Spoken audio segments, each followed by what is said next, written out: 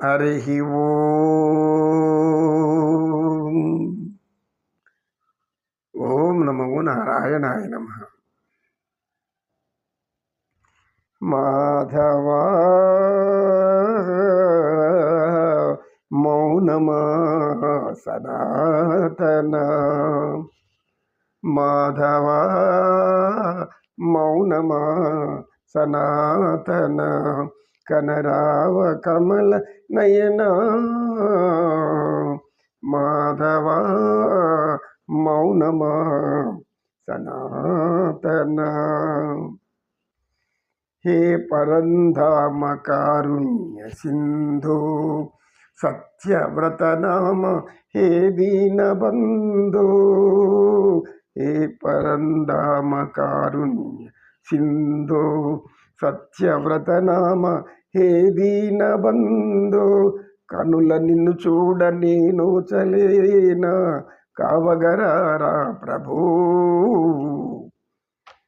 నారాయణ నారాయణ. గురువుగారు, ఓర్పు, సహనం ఇవన్నీ మానవులకు అవసరం అంటారు. అది ఎంతవరకు?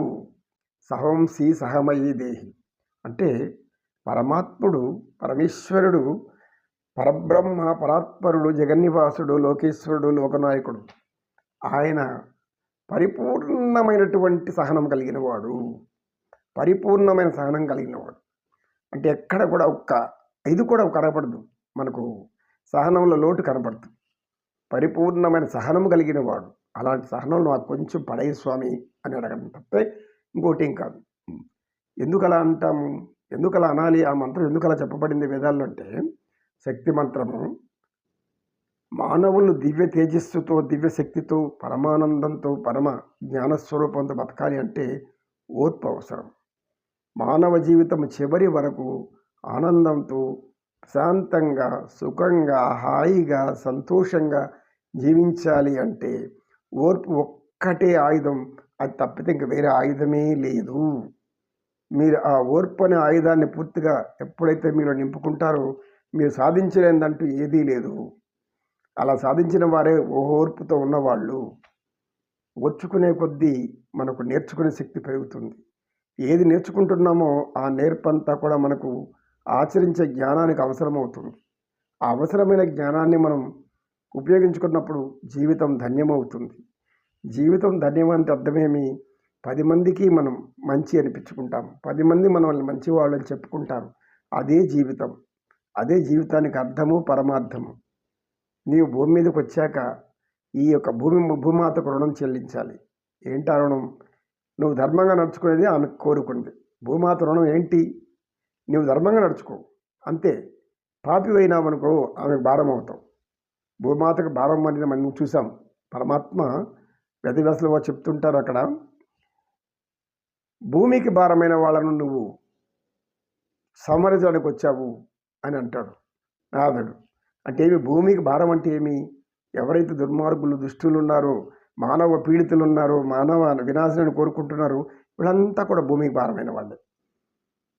ఈ భూమికి భారమైన వాళ్ళను నిర్జించడానికి, వాళ్ళను నశింపజేయడానికి నీవు అవతరిస్తావు అని అంటున్నారు. కనుక ఎటువంటి వాళ్ళు భూమికి భారమైన ఎందుకు అవుతారు భారం? ఓర్పు లేకపోవడం, ఓర్చుకోలేకపోవడం. ఓర్పు వేరు, ఓర్చుకోలేకుండా పోవడం వేరు. ఓర్పు అంటే మనకు మన వంతు ఏది వస్తుందో అంతవరకు వేచి ఉండడమే. ఒక కిరాణా కొట్టుంటుంది, ఏదో సరుకులు ఏదో ఉచితంగా ఇస్తుంటారు పెద్దవాళ్లకు. ఒక క్రమ పద్ధతులు అన్ని దగ్గర, ఒక దగ్గరేమో కాదు, దేవాలయ దర్శనం మొదలుకొని సకల కర్మల యందు కూడా క్రమశిక్షణ అనేది ఉంటుంది. ఈ క్రమశిక్షణ పాటించకపోతే ఏమవుతుంది? ఒక కొత్త చిత్రం వస్తుంది, ఎవరు అభిమాన హీరో, వాళ్ళ అభిమాన హీరో కొత్త చిత్రం వస్తుంది, అభిమానం ఎలా చూపించుకోవాలి?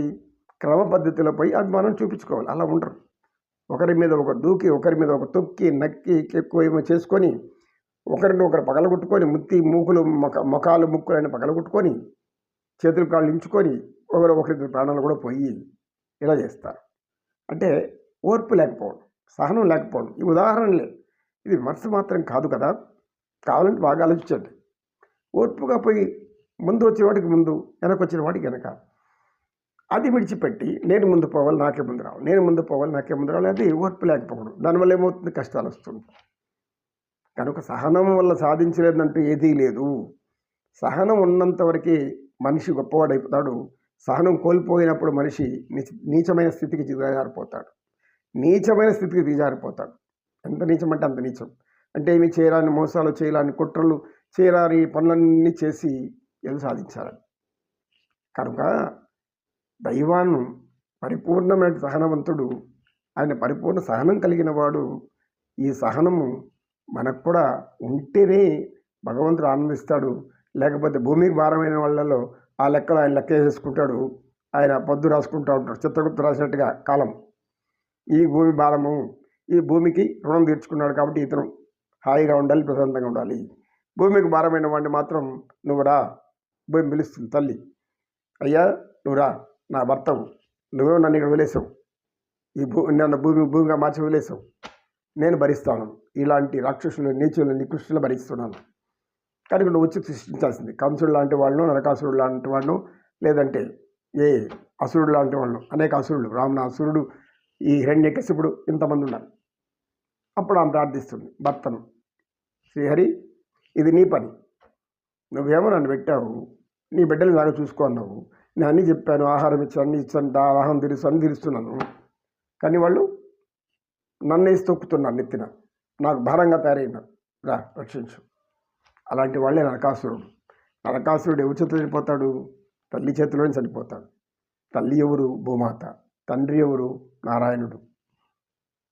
కనుక ధర్మరక్షణలో, ధర్మ పరిరక్షణలో, ధర్మ ఆచరణలో శ్రీమన్నారాయణుడు తన స్వపర భేదాలు చూపడు, ఏమాత్రం అభిమానం చూపడు.